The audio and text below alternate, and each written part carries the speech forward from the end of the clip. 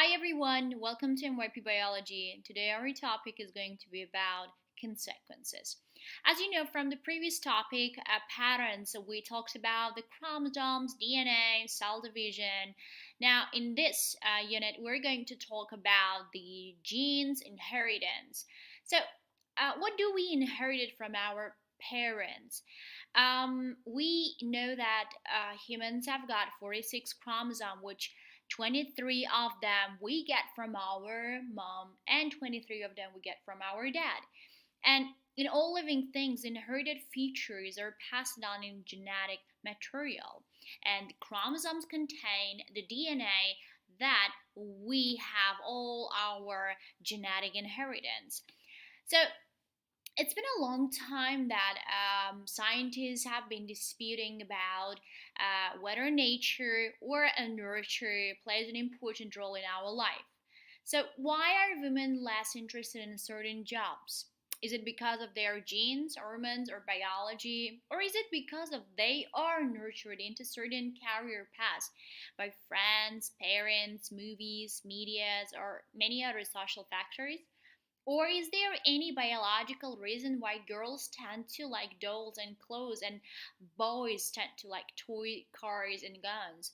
Or is this something that children are nurtured to like by their parents and other social factors?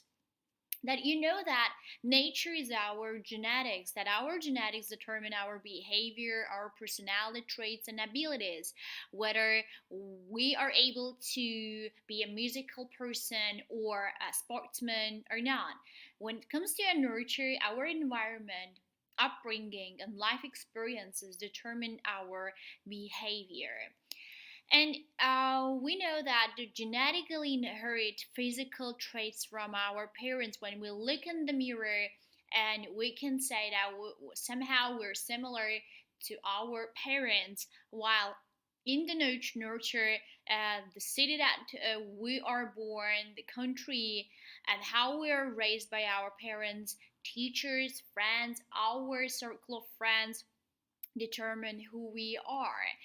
And in a point of nature, studies show that we inherit genes that are related to certain personality traits. And in a point of nurture, often identical twins grow up to have a very different personality and preference. And as you know, identical twins have got the same genes. Now, today we know that nature and nurture both help to shape our behavior, but the today's question is going to be which one has the greater influence on human behavior. Now go and look in the mirror and see which one has a greater influence in your life, the nature or a nurture. Now we know that today study of the effects of heredity on behavior. Behavioral genetics tries to answer this question: to what extent our abilities, personality traits, sexual orientation, sociability, and psychological disorder determined by genes inherited from our parents. Now, imagine there is a one child which was left by his biological parents in an orphanage, and one family adopted this child. So, of course, this child got his genes from his biological parents, but his biological parents rejected him, and he was adopted by another parent. And so he's got genes from other people, but he is living in an environment of another family. What do you think in this case? How this child would be in the future? Will his genes take a big role in his life, or his environment that is living? Now, phenotype and genotype. When you look in the mirror, whatever you see about yourself, which was exposed on you, is about phenotype. Phenotype is actually the genes, characteristics that you have and everybody sees in you, or the style of your hair, the shape of your eyes, the shape of your nose, the color of your eyes. They're all phenotypes that everybody sees it. But are the genotypes? That full set of genes of organism is called genotype. What is a genotype? That what is not visible to you, what is not visible to everyone around you is called a genotype. Maybe in your family there is someone who's got some kidney problems, but you don't have a kidney problem. It doesn't mean that you're not going to have this problem. It's in your genes because you inherited it from your parents, but still it's not visible. Now, phenotype means genotype plus environmental effects. How do we know about genes and how it works? Meet Gregor Mendel, who was the father of genetics. That he was the first person that he found out that characteristics are inherited from parents, and there are just actually different type of the characteristics. Surprisingly, Mendel was not a scientist at all, but he was a monk who lived in the Czech Republic. And Mendel was inspired by walking in a monastery garden, and he was really fond of cultivating plants, and he carried his experiments on a humble garden pea. Why it is easy and why it is special to choose a pea plant is because they could easily grow in large numbers. Their reproduction could be controlled, and there's things that their characteristics were less. They were having like certain characteristics that was easy to to carry out, such as a pea shape. The shape of the pea can be smooth or wrinkly. The color can be yellow or green. The pod shape can be inflated or constricted. The color could be yellow or green, and stemless can be tall or short. There are only two characteristics which made a pea plant easy to conduct an experiment. So Mendel also investigated one characteristics at a time. And why was this important for this experiment to be successful? Now, in his experiment, he took one pea which had a smooth shape, the another pea who had a wrinkly shape. He actually pollinated them, and in the first generation, he got 100% smooth shaped peas. And he wondered, where is the wrinkly shaped? So why is the babies in the first generation didn't show the wrinkly shape? Now, then in the first generation, he got 100% of smooth shaped peas, and he self-pollinated them with each other. And this first generation babies, when they pollinated them with each other, and in second generation he found 75% of smooth shaped peas, while 25% of them were wrinkle shaped. Now he came to conclusion that some genes could be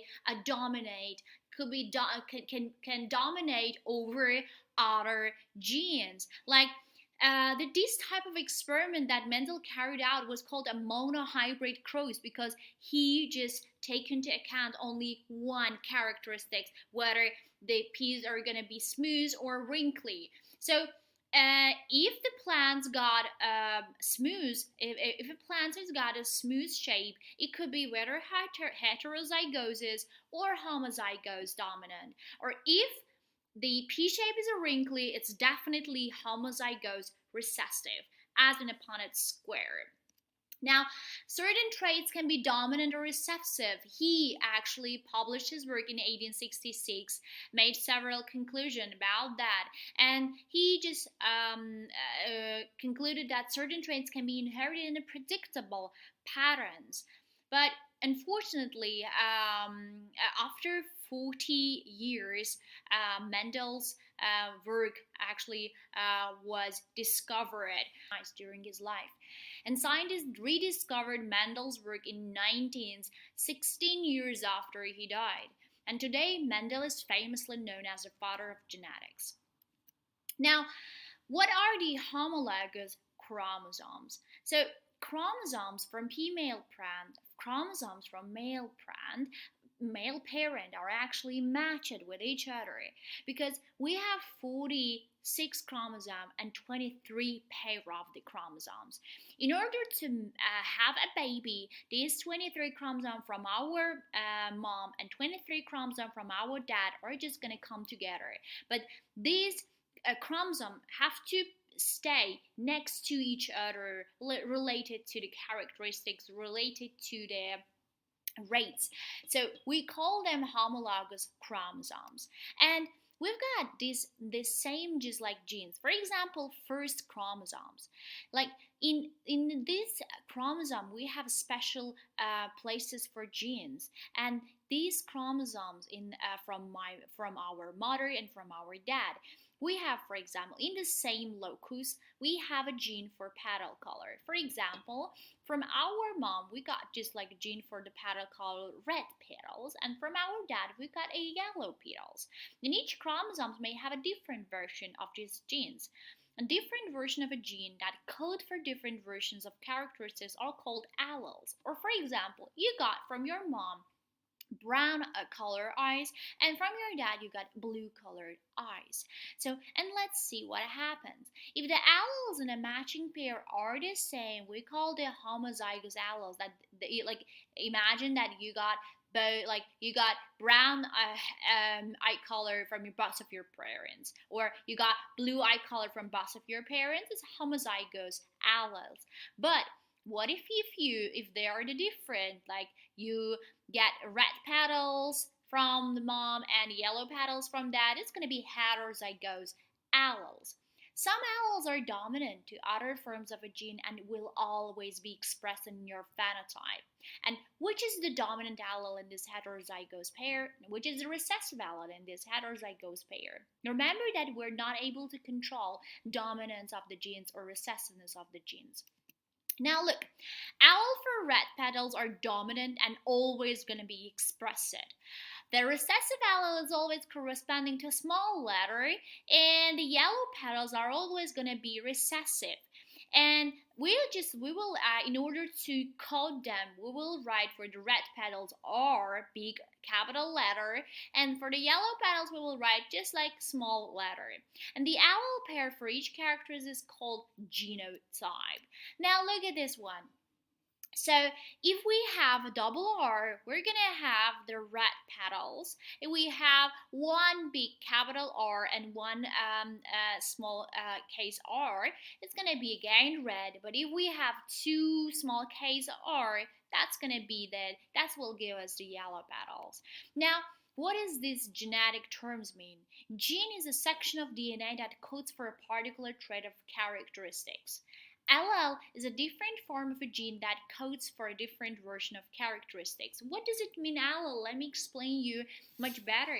Just because of you get 23 chromosomes from your mom and you get 23 chromosomes from your dad. But how we can be sure that these chromosomes are staying next to each other in an order? So remember that we have got homologous chromosome that always come with each other. It's like just we can say that like red sticks are coming first, then the yellow sticks are coming first. They are just actually standing in an order. And alleles are these things that, for example, genes that encode our hair color, eye color, skin color, they are in certain chromosomes. And your father's and your mother's certain chromosome, which determines the eye color, hair color, and skin color, will always be next to each other, alright? So they can be encoded by this type. Genotype is a description of the pair of alleles present for characteristics, and phenotype is a physical expression of the genes of the alleles, alright? Homozygous, what does it mean? It's a pair of alleles that produce the same characteristics, such as like eye color, hair color, skin type.